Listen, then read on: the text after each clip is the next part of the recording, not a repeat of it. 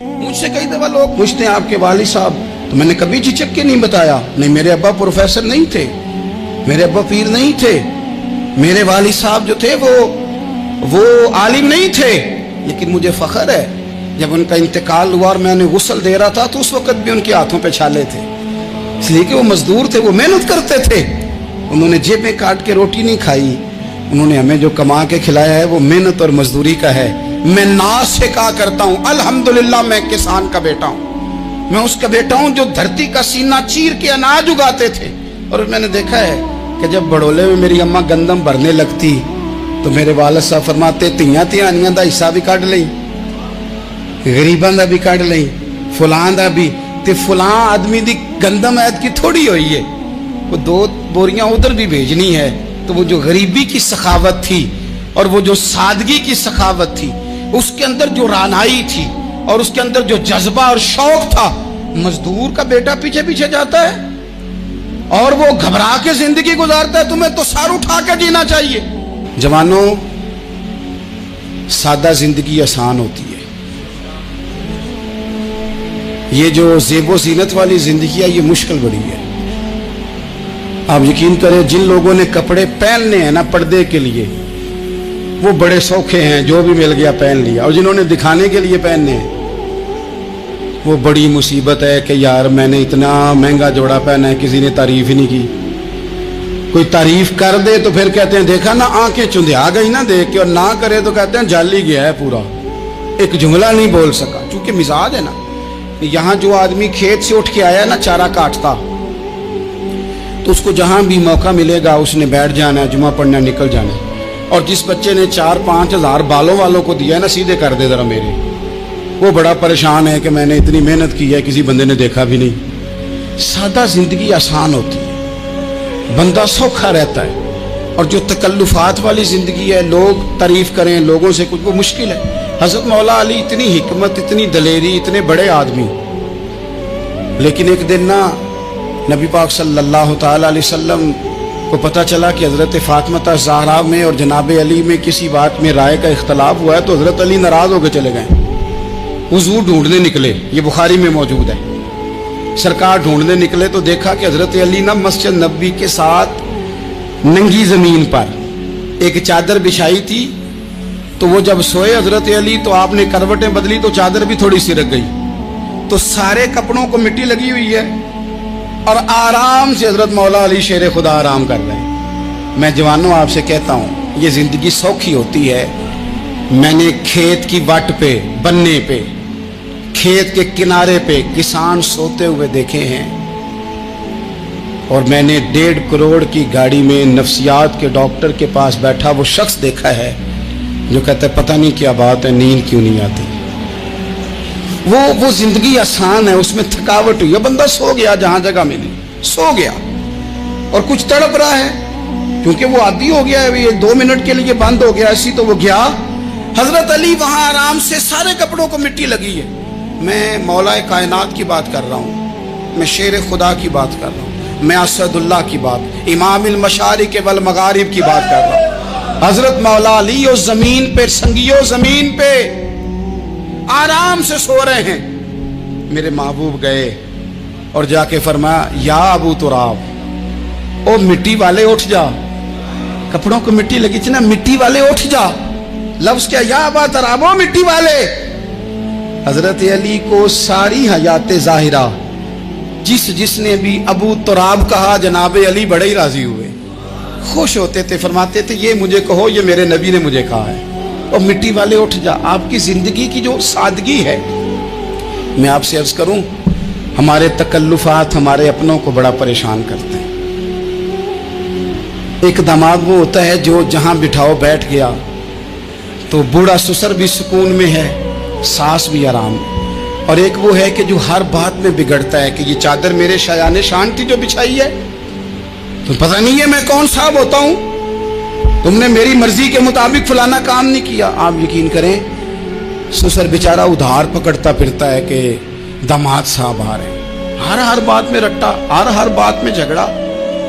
میرے پاس سنگی دور دراز سے آتے ہیں تو میں دیکھتا ہوں کہ اپنا لہجہ ہے، تو کچھ لوگ اتنے میٹھے اتنے پیار والے آتے ہیں کہ یوں محسوس ہوتا ہے کہ جیسے ان کے لیے آپ کو کوئی تکلف کرنے کی ضرورت نہیں، اور کچھ ایسے ہیں کہ آپ کو سراہنے کھڑے ہونا پڑتا ہے کہ جناب کی چائے جلدی لے آئیں، مزاج نازنی پہ بعض چیزیں گراں گزرتی ہیں۔ تو بھائی جب آپ سادہ اور آسان ہو جاتے ہیں تو آپ دوسروں کے لیے بھی دشواری کم پیدا کرتے ہیں۔ حضرت علی شیر خدا کہتے ہیں بھوک لگ گئی تھی، بڑی بھوک بڑی لگ گئی اور حالات غربت کے تھے، آزمائش تھی، تو فرماتے ہیں کہ میں نے سوچا مزدوری نہ کر لیں۔ ہم کیا کرتے ہیں، جو زیادہ غریب ہے وہ مانگ لیتا ہے، جو درمیانے طبقہ ہے وہ ادھار لے لیتا ہے۔ حضرت مولا علی نے کیا فرمایا؟ فرمایا مزدوری نہ کر لیں، چونکہ حالات کچھ اور تھے۔ تو حضرت مولا کائنات شیر خدا کرم اللہ تعالی وجہ الکریم فرماتے ہیں، یہ سادگی دیکھیں، آپ فرماتے ہیں میں مزدوری ڈھونڈنے نکلا۔ کیوں نہیں ملتی ہمارے جوانوں کو مزدوری؟ کیوں کہانیاں سناتے ہیں؟ حضرت علی کہتے ہیں میں ڈھونڈنے نکلا، ایک عورت کو میں نے دیکھا کہ اس نے کچھ مٹی نکال کے رکھی ہوئی ہے، تو اسے تر کرنا چاہتی ہے۔ پرانے زمانے میں مٹی میں پانی ڈال کے اسی سے لوگ کام لیتے تھے، اسی سے دیواریں بن جاتی تھی، ہم گھارا کہتے ہیں اپنی زبان میں۔ تو وہ گھارا بنانا چاہتی ہے لیکن پانی نہیں نکل رہا اس سے نا، اس نے کنویں سے پانی نکالنا، نکل نہیں رہا۔ تو حضرت مولا علی شیر خدا کرم اللہ تعالی وجہ الکریم فرمانے لگے، میں نے اس بی بی سے کہا کہ میں پانی نکال دوں، مزدوری دو گی؟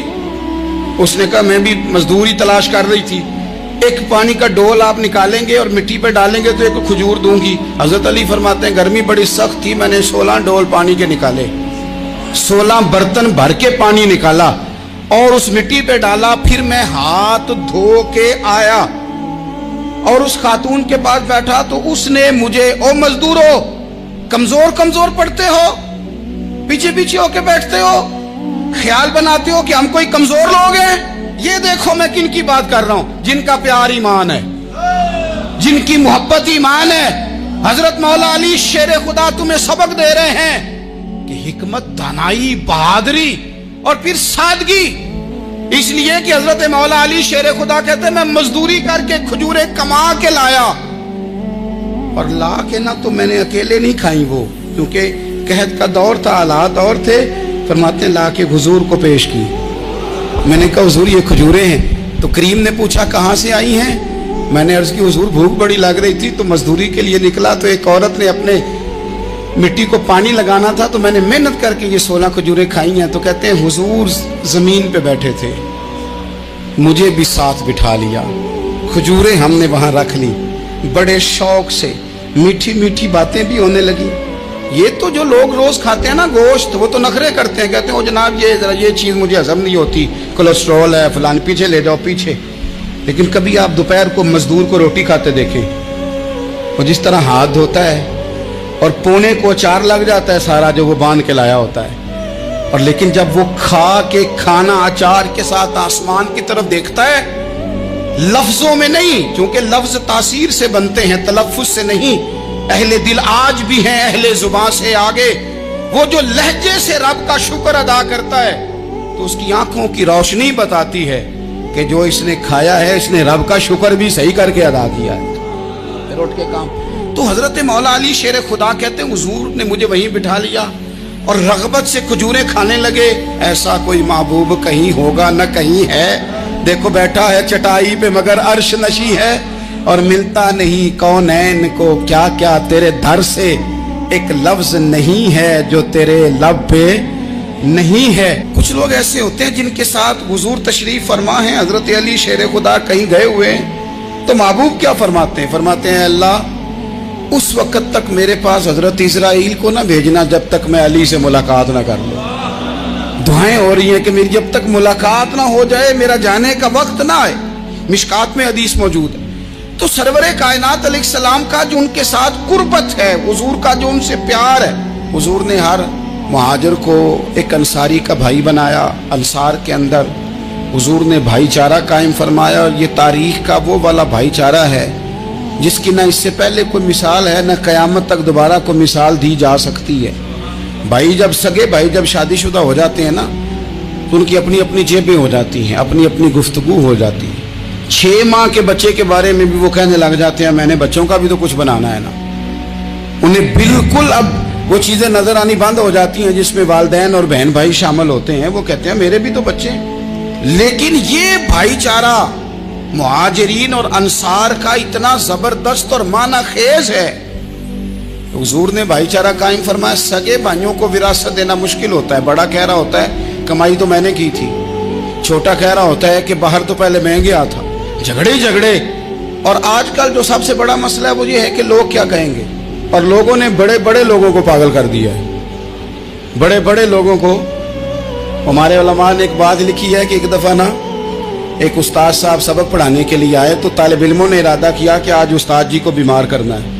یہ جو آپ کے مشیر ہوتے ہیں نا ارد گرد، ان کی پڑتال بھی بڑی ضروری ہوتی ہے کہ یہ خبر کون سی لے کے آ رہے ہیں اور یہ کس طرح سے گائیڈ کر رہے ہیں۔ ہمیں تنقید کرنے والا بندہ اچھا تو نہیں لگتا، لیکن تنقید کرنے والے جو ہوتے ہیں وہ ہمیں نکھارتے ہیں، وہ ہماری کمزوریاں جو ہمارے اپنے نہیں نکال سکتے وہ نکال کے ہمیں بتاتے ہیں کہ تم یہاں کمزوری کر رہے، اس کا نفع ہوتا ہے۔ طالب علموں نے ارادہ کیا ایک دفعہ، یہ ہم جو اتنی زیادہ توجہ کرتے ہیں نا لوگوں کی باتوں پہ، لوگ کیا کہیں گے، میں کئی دفعہ دوستوں سے عرض کرتا ہوں زیادہ وضاحتیں نہ دیا کریں، زیادہ وضاحتیں دینے سے بھی بندہ کمزور ہو جاتا ہے۔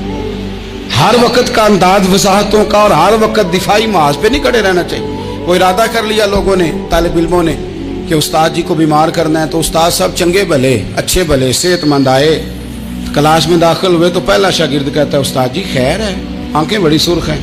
میں چل دوڑ جا بیوقوف آدمی، میں بالکل ٹھیک ہوں، چل کلاس میں بیٹھ چل۔ تھوڑا سا آگے گئے تو دوسرا شاگرد، انہوں نے اب 10-15 نے ارادہ کیا ہوا تھا، دوسرا کہنے لگا خیریت ہے، بڑے کمزور کمزور لگ رہے ہیں۔ اس نے کہا میں بالکل ٹھیک ہوں، کمزور کا چل دوڑ جا اپنا کام کر۔ وہ تیسرے کے پاس گئے تو کہنے لگا استاد صاحب خیر ہے، آپ کے تو مجھے ہاتھ بھی کامتے دکھائی دے رہے ہیں۔ اس نے کہا اچھا واقعی۔ اب چوتھے نے بھی یہی بات کی، پانچویں نے یہی بات کی، تو آدھا گھنٹہ گزرا تو استاد جی کو سچ مچ بخار چڑھ گیا، تو چھٹی پہ چلے گئے۔ کیوں؟ باتوں پہ توجہ ہے نا، لوگوں کے سامنے ہم لوگوں کی باتوں کے مطابق اپنے معاملات کو ترتیب دیتے ہیں نا۔ کچھ لوگ سوشل میڈیا دیکھ کے نظریہ قائم کرتے ہیں، کچھ ہوا دیکھ کے نظریہ قائم کرتے ہیں۔ وہ قائد اعظم محمد علی جناح کی ایک بات نہیں بھولتی کہ انہوں نے کہا تھا، ہندو لیڈر جو تھا جس کو لوگ گاندھی کہتے تھے، اس سے کہا تھا تیری اور میری سیاست میں فرق ہے، تو لوگوں کا رجحان دیکھ کے فیصلہ کرتا ہے، اور میں، قائد اعظم کہنے لگے، میں فیصلہ کر کے لوگوں کا رجحان ادھر کر دیا کرتا ہوں۔ یہ کمال ہوتا ہے کسی شخص کا کہ اس کا اپنا نظریہ غالب آئے، بجائے اس کے کہ وہ دیکھے آج کل لوگ کیا کہہ رہے ہیں تو لہذا میں اس طرح کا ڈال جاؤں۔ لوگ تو ایک وقت کے لیے کچھ کہتے ہیں، پھر اگلے 4 گھنٹوں میں کچھ اور کہتے ہیں۔ حضرت مولا علی کے مزاج میں استقامت ہے، اور جو لوگ جو بہت زیادہ پراپوگنڈا کرتے ہیں اور بہت زیادہ کسی کے بارے میں بات کرتے ہیں، ان کا وہ مزاج نہیں، ان کی وہ طبیعت نہیں، وہ اپنے حساب سے فیصلہ کرتے۔ ایک شخص تھا عمر بن عبد ود، 90 سال کا بوڑھا، لیکن جب تلوار لے کے میدان میں آتا تھا تو 1000 آدمی کے مقابلے میں لڑتا تھا، اور لوگ جگہ جگہ یہ کہتے تھے تو اس طرح ہے جس طرح عمر بن عبد ود لوگوں کو ڈراتا ہے، تو اس طرح ہو گیا۔ یہ اس کے ارد گرد کے لوگ اس کی مثالیں دیتے تھے۔ جنگ خندق جب ہو رہی تھی تو یہ مقابلے میں آ گیا، تو حضرت علی المرتضیٰ شیر خدا کرم اللہ تعالی وجہ الکریم بھی تشریف فرما تھے۔ اب پورے عرب کے اندر اس کے بارے میں یہ کہا جاتا تھا کہ اس سے نہ لڑو، وہ تو خونخوار ہے، وہ تو درندہ ہے، وہ تو جنگلی شیر کی طرح آتا ہے، وہ تو کاٹ کھانے کو دوڑتا ہے، اس سے کون لڑے۔ ایک خیال تھا، اور وہ پراپوگنڈا بعض اوقات اتنا زیادہ کسی کے بارے میں ہوتا ہے کہ ذہن میں، بچے لوگ آتے ہیں نا بچہ دم کرانے کے لیے تو کہتے ہیں پیر صاحب بڑا ضدی ہے، کسی کی بات نہیں مانتا، باقی بچے ٹھیک تھے، یہ تو بڑا ہی نالائق نکل آیا ہے۔ تو میں کہتا ہوں کہ آپ اس کے سامنے یہ والی باتیں نہ کریں، یہ پکا ہو جائے گا کہ میں ضدی ہوں۔ تو آپ ذہن بنا رہے ہیں اس کا کہ تو اس طرح کا ہے، ذہن بنا دیا لوگوں نے کہ عمر ابن عبد ود کے مقابلے میں کوئی نہیں آ سکتا۔ خندق میں یہ آیا، اس نے للکارا مسلمانوں کو، آؤ وہ تمہاری جنت کدھر ہے جس کے بارے میں تم کہتے ہو کہ ہم شہید ہوں گے، تو آؤ میرے مقابلے میں نکلو۔ جب اس نے پہلی دفعہ للکارا تو ابھی بات ختم نہیں ہوئی تھی کہ مولا علی تلوار لے کے اللہ اکبر کہتے کھڑے ہو گئے۔ حضور نے فرمایا بیٹھ جاؤ، حضرت علی پھر بیٹھ گئے۔ وہ پھر پکارا اٹھو کوئی میرے مقابلے میں، تو مولا علی شیر خدا پھر کھڑے ہو گئے، پھر کھڑے ہو گئے۔ حضور نے فرمایا بیٹھ جا۔ ایک شخص نے کہا علی یہ عمر بن عبد ود ہیں، فرمایا مجھے پتا ہے۔ نہیں سمجھے آپ بات، میں آپ کو سمجھا کے لایا ہوں پیچھے سے کہ پراپوگنڈا کرتے ہیں نا لوگ، ہو آگے نہ جانا، یہاں کرنٹ بڑا زیادہ ہے۔